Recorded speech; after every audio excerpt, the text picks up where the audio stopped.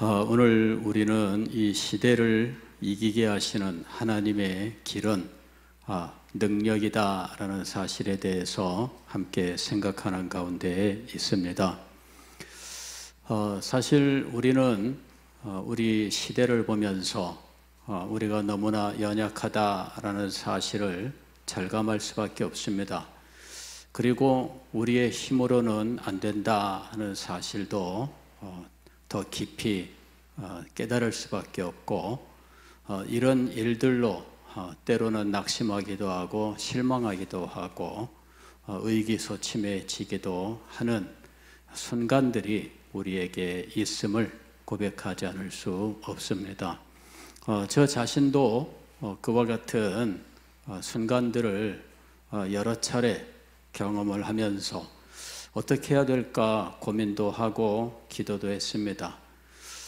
그리고 시간이 흐르면 흐를수록 우리들은 더 능력 있게 되기보다는 우리들이 가지고 있는 이 자연적인 능력들은 점점 쇠하여지기 마련이죠. 나이가 든다고 하는 것은 모든 면에서 연약해진다는 것을 의미합니다. 그래서 세상에 대하여 젊은 시절에는 내 주먹을 믿어 이랬던 사람도 나이 들면 소용없습니다. 젊은 시절에 세상에 눈에 뵈는 거 없이 살던 사람도 나이 들고 보니까 옛날에 그 자존심을 버릴 수는 없는데, 그러나 그 자존심을 무너뜨리는 일들이 삶 속에 계속 나타나는 거예요. 그러니까 장사 없습니다. 세월 앞에 무슨 장사가 있겠어요. 그래서 이런 일들을 보면서 우리는 용기를 내기가 너무나 힘들다라고 하는 사실을 늘 확인할 수밖에 없습니다. 그러나 생각합니다. 과연 그런가 하는 것입니다. 과연 나는 갈수록 나약해지고 갈수록 부족하고 갈수록 쇠하고 갈수록 능력을 상실하고 갈수록 아무것도 아닌 상황으로 갈 수밖에 없는가 하는 것이죠.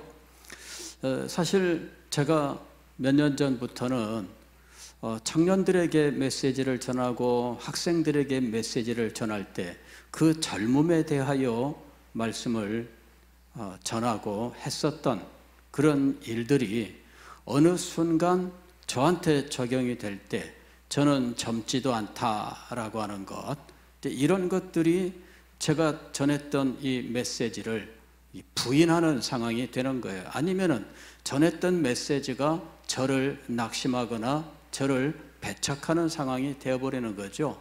젊지 않으면 소용이 없고 어리지 않으면 소용이 없고 그런 것일까 하는 것입니다. 이 젊은 사람들 대상으로 말씀을 전하다 보면 자칫하면은 이 나이 들매 대해서 이 노년의 삶이 자칫 하나님 나라에서는 무력하고 그런 것처럼 비칠 수밖에 없다라는 것이죠. 그래서 그 문제를 놓고 하나님 앞에서 깜짝 놀라 기도를 드렸습니다. 아니다 이거죠. 아니다. 세월의 흐름 때문에 연약해지는 것도 아니고 세월이 흘러갔기 때문에 우리가 상실하는 것도 아니다. 문제는 무엇이냐면은 하나님께서 이런 모든 것들을 넘어서게 하시는 분이시다라는 사실입니다. 그것에 대한 분명한 믿음이에요. 이것이 오늘 우리에게 필요한 겁니다. 물론 하나님께서 젊은 사람도 들어 사용하시죠. 그러나 젊은 시절만 사용하시는 것은 아닙니다. 저도 젊은 시절부터 주님께 부름받고 사역을 했습니다마는 그때만 하나님께 쓰임받은 것이 아닙니다. 사는 날 동안 하나님께 쓰임받는 거죠. 제가 하나님께 부름받아 가는 그 순간까지 하나님 앞에 쓰임받는 것이고, 하나님께서 쓰시겠다 하면 연령과 상관없이 그 사람의 세상 형편과 상관없이 하나님께서 그를 얼마든지 사용하실 수 있는 겁니다. 하나님의 나라에서는 나이 때문에 하나님 앞에 유용하게 되는 것도 아니고 돈이 많다고 해서 유용하게 되는 것도 아닙니다. 하나님 나라에서 유용하게 되는 것은 하나님께서 그를 기뻐하시고 그를 사용하시는가 하는 거죠. 그것 하나만이 하나님 나라에서 진정으로 그를 가치 있게 만드는 겁니다. 제가 어느 날 깜짝 놀랐어요. 제가 젊은 사람들을 도전하고 학생들을 도전하고 했던 메시지들이 이제 이렇게 나이 들고 나서 저에게는 오히려 그 메시지들이 저에게는 다 멀리 떨어지는 메시지가 될 수밖에 없는 이 현실, 이것이 정말 깜짝 놀라는 일이었다 하는 것입니다. 그래서 이 문제를 놓고 묵상하고 기도하고 했습니다. 그랬더니 주님께서 알려주시는 것은 무엇이냐면 내가 너와 함께하면입니다. 내가 너와 함께하면. 이것은 제가 신학생 때 주님께 받았던 답이었습니다.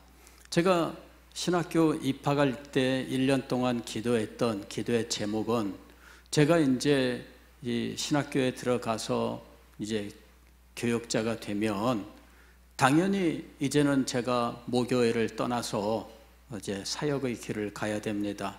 물론 그 당시에 저는 모교회에서 이제 부교역자 생활을 했지만 그러나 그것이 제 사역의 전부는 아니죠. 언제든 저는 떠나야 됩니다. 그럴 때 이 문제가 저한테는 상당히 두려운 일이었습니다. 하나님, 정들었던 교회, 저를 아껴주고 저를 후원해 주던 사람들이 없는 곳으로 가야 됩니다.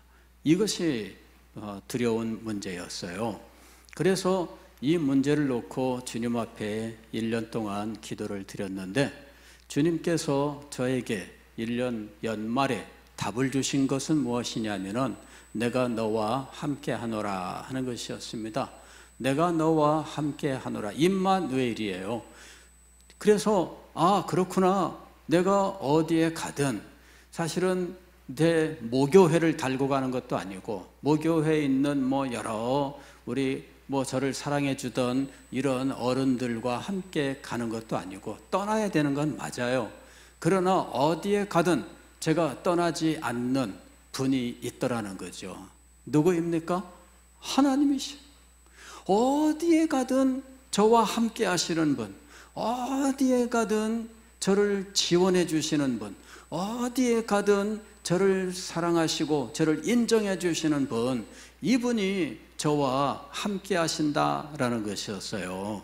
그래서 마음속에 위로를 얻고 용기를 얻게 되었습니다. 그래, 나는 언제든 이 현장을 떠나겠지만, 이 교회를 떠나겠지만 그러나 하나님은 나와 함께 하신다라는 것이었습니다. 그 다음에 2학년 때 제가 직면했던 또 다른 문제는 하나님이 함께 하신다는 일은 도대체 무엇인가 하는 것이었습니다. 하나님이 함께 하시는데 제가 실감할 수 있는가 하는 것입니다. 하나님이 함께 하시는데 이걸 제가 어떻게 확인할 수 있느냐 하는 거예요. 하나님이 함께 하신다는 것은 눈에 보이지 않는 일입니다. 하나님이 함께 하시는데 눈에도 볼 수 없어요. 손으로 만질 수도 없어요. 어떻게 확인할 수 있을까? 그래서 제가 이 문제를 놓고 1년 동안 기도를 드렸습니다. 날마다 하나님이 함께 하시는 줄을 믿습니다. 그런데 제가 이것을 어떻게 확인할 수 있을까요? 이것을 제가 어떻게 하면 실감할 수 있을까요? 그렇게 하나님 앞에 기도를 드렸습니다.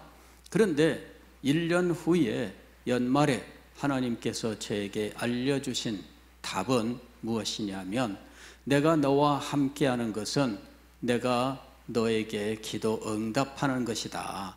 이렇게 하나님을 실감하는 것은 어디일까? 기도다 하는 거죠. 기도에 응답하시는 거예요. 필요할 때 기도하면 하나님께서 역사하셔요. 하나님이 내 삶 속에서 멀리 계신 것 같았는데 필요한 순간에 하나님 앞에 엎드렸더니 역사하시는데 제가 생각하지 못했던 놀라운 일들이 계속해서 나타나는 것이었습니다. 그래서 제가 하나님 앞에 감사를 드렸어요. 하나님, 제가 한 해 동안 기도를 드렸는데 하나님이 함께 하심이 이렇게 실제적으로 제 삶 속에 나타나는 것을 제가 알게 되었나이다. 함께 하시는 것 감사합니다. 기도 들으시는 것 감사합니다. 3학년이 되어서 다시 1년 동안 기도한 기도 제목이 있습니다. 그때 직면한 문제는 무엇이냐면, 그러면 내가 기도하면 언제든지 응답하시는가 하는 것이었습니다. 내가 기도하면 언제든지 응답하시는가. 그래서 그 문제를 놓고 하나님 앞에 기도를 드렸습니다. 주님, 기도하면 언제든지 응답하시렵니까? 그 문제를 놓고 1년 동안을 기도했는데, 연말에 신학교 졸업을 앞두고 연말에 하나님께서 저에게 주신 답은 네가 기도하면 응답한다 라는 것이었습니다. 내가 기도하면 응답한다. 그제서야 제가 자신감을 갖게 됐습니다. 그래, 나는 이제 모교회를 떠납니다. 그러나 나는 하나님이 함께 하시는 줄을 믿습니다. 하나님께 기도하면 하나님이 역사하시는 것을 믿습니다. 그리고 제가 기도하면 언제든 하나님께서 응답하시는 것을 믿습니다. 3년 동안에 걸친 기도의 훈련 과정, 또 인도받는 과정을 거쳐가면서 저는 정말 마음속에 큰 담력을 얻게 되었던 것입니다. 두려움이 없고 어디든 가도 되는 것입니다. 주머니에 돈이 있든 없든, 내 육신의 건강이 있든 없든, 이제는 그런 것들이 문제가 아닙니다. 나에게 하나님이 함께 하시고 내 기도에 하나님이 응답하시고 내가 기도할 때마다 하나님께서 역사하신다는 그 사실, 이것을 제가 믿게 된 것이죠. 하나님께서 이것을 가르치신 거예요. 그리고 그 가르침 속에서 제가 지금까지 사역을 해왔습니다. 물론 세상에 내놓을 만큼의 엄청난 그러한 무슨 일들, 남들처럼 무슨 몇천 명, 몇만 명 교회를 이룬 것은 아닙니다. 그러나 하나님께서 저에게 역사하셔서 한 걸음 한 걸음 인도하시고 오늘까지 오게 되었습니다. 여러분, 오늘 우리는 내가 가지고 있는 것이 세월의 흐름에 따라 점점 퇴색하고 연약해지는 순간에 있을지라도 이 모든 것들을 이기게 하는 것은 하나님의 능력이다 라고 하는 사실을 분명히 확인해야 됩니다. 제가 최근에 이 시대 문제를 놓고 시대 앞에 있는 우리들의 이 능력을 비교하면서 때로는 낙심하기도 하고 했습니다마는, 또 우리가 해야 될 일들을 앞에 놓고 우리는 얼마나 연약한가, 과연 할 수 있을까, 이런 생각을 하는 이때도 있었습니다마는, 그러나 하나님은 그때마다 저에게 답을 주셨어요. 저는 우리 교회 리모델링을 할 때에도 사실은 벌써 오랜 세월 동안 제가 여러분들에게 말씀을 드렸어요. 틈나는 대로 교회 밖에 서서 교회당을 보면서 여기는 이렇게 했으면 좋겠고 저기는 저렇게 했으면 좋겠고 이야기를 했습니다. 그러나 가진 것도 없고 해결될 기미도 보이지 않았어요. 그러나 주님께서는 이것을 할 수 있도록 길을 열어주셨습니다. 그리고 막상 이 일을 성공적으로 행할 수 있도록 하셨어요. 이게 모두 하나님께서 역사하신 겁니다. 우리는 알 수 없었죠. 저도 몰랐습니다. 저도 하나님께서 어떻게 행하실지 전혀 몰랐습니다. 그러나 지나고 보니까 주님께서 이미 예정하시고 주님께서 이미 다 인도하고 계셨고, 그래서 일들이 이루어졌다 하는 것입니다. 해놓고 보니까 그렇구나. 내가 주님을 믿지 못했기 때문이었다. 내가 주님을 믿지 못했기 때문에 감히 시도하지 못했다 하는 것이었죠. 주님을 믿지 못하면 시도하지 못합니다. 시도하지 못하면 얻을 수가 없습니다. 지금도 마찬가지예요. 시도하지 못하면 얻을 수 없습니다. 근데 왜 시도하지 못하는가? 하나님을 바라보지 못하고 나를 보기 때문이에요. 나를 보면 맞습니다. 나는 능력도 없고요, 나는 가진 것도 없고요, 나는 뭐 갈수록 연약할 수밖에 없고요, 뭐 따져보면 그런 거 아니겠습니까? 그러나 여러분, 우리가 눈을 떠야 됩니다. 우리가 주님을 바라보아야 돼요. 오늘 우리가 읽은 성경 말씀도 우리에게 그 사실을 가르치고 있습니다. 사도 베드로가 로마의 백부장 고넬료의 집에 가서 복음을 전하던 중에 예수 그리스도를 증거하는 가운데 그가 했던 말씀이 오늘 우리가 읽은 말씀입니다. 예수 그리스도의 사역 속에 하나님께서 어떻게 역사하셨는가 하는 사실을 말씀하는 거지요. 하나님이 나사렛 예수에게 성령과 능력을 기름 붓듯 하셨다 그랬습니다. 예수님께서 다니시던 그 시대, 하나님 나라의 복음은 이 유대인들에게 전혀 다가갈 수 없는 상황이었습니다. 얼마나 완고한 사람들인지, 그들은 하나님을 잘 섬긴다고 자부하는 사람들이었지만 그러면 그럴수록 예수 그리스도의 메시지는 그들에게 들어가지 않습니다. 그들이 하나님을 섬기면 섬길수록 예수 그리스도의 메시지는 그들에게 다가갈 수가 없는 상황이었습니다. 그런데 예수님께서 그들 가운데 역사하실 때, 그 메시지가 그들에게 전파될 때 하나님은 어떻게 하셨는가? 오늘 성경이 말씀하고 있는 겁니다.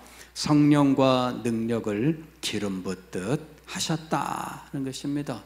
예수 그리스도는 하나님께서 성령과 능력을 물 붓듯 기름 붓듯이라고 여기서 말씀하고 있습니다. 예, 기름 붓듯 부으셨기 때문에 두루 다니시면서 하나님 나라의 복음을 전하셨고 선한 일을 하셨다. 그리고 마귀에게 눌린 모든 사람을 고치셨다. 이 세상에 마귀의 통치, 그의 가치관, 그가 세운 원리가 작용하고 있는데 그 가운데에서 하나님께서 그들에게 능력으로 역사하셨다는 거예요. 그러면서 이는 하나님이 함께 하셨음이라 이렇게 말씀합니다. 하나님이 함께 하셨다. 다시 말씀을 드리면 성령과 능력을 기름 붓듯 하셨다라는 말이 다른 말로는 하나님이 함께 하셨다라는 말과 같은 의미를 갖고 있다는 거죠. 이 성경의 이 말씀들은 사실은 이 상징적 표현입니다. 성령과 능력을 기름 붓듯 하였다라는 것, 이거는 상징적 표현이에요. 기름 붓듯이라고 하는 것 자체가 이게 수사법입니다. 이 기름을 어떻게 부었는가? 시편에도 그 기름을 아론의 머리에 부어서 수염과 옷깃에까지 흘렀다라고 이야기하는 장면이 있잖아요. 아까워서 못 붓는 것이 아니라 그냥 막 마음껏 부어 흘러내리게 한 것을 의미하죠. 이것이 기름 붓듯입니다. 그래서 이렇게 기름 붓듯이라고 하는 것은 풍성함, 즉 성령이 충만하게 하였다, 또 능력이 충만하게 하였다라는 의미입니다. 기름을 부었다는 것은 흘러 넘침, 충만함을 의미하는 거예요. 성령 충만함은 무엇인가? 이것도 역시 상징적 표현입니다. 성령이 충만하였다, 물질이 충만하게 되는 것 같은 느낌을 주잖아요. 그러나 이것은 무엇이냐면은 하나님이 함께 하셨다를 의미하는 겁니다. 하나님이 함께 하시는데 그냥 지켜보고 있는 걸 말하는 것이 아니라 당신이 친히 옷 벗고 나서시는 걸 의미하는 거예요. 이게 하나님의 함께 하심입니다. 하나님은 그냥 멀리 떨어져 계신 분이 아니에요. 우리 가운데 거하시며 하나님께서 직접 그야말로 우통을 벗고 막 나서시는 이런 모습, 이것이 하나님이 함께 하시는 거예요. 이것이 성령 충만이고, 이것이 능력 충만이고, 이것이 부어주시는 거예요.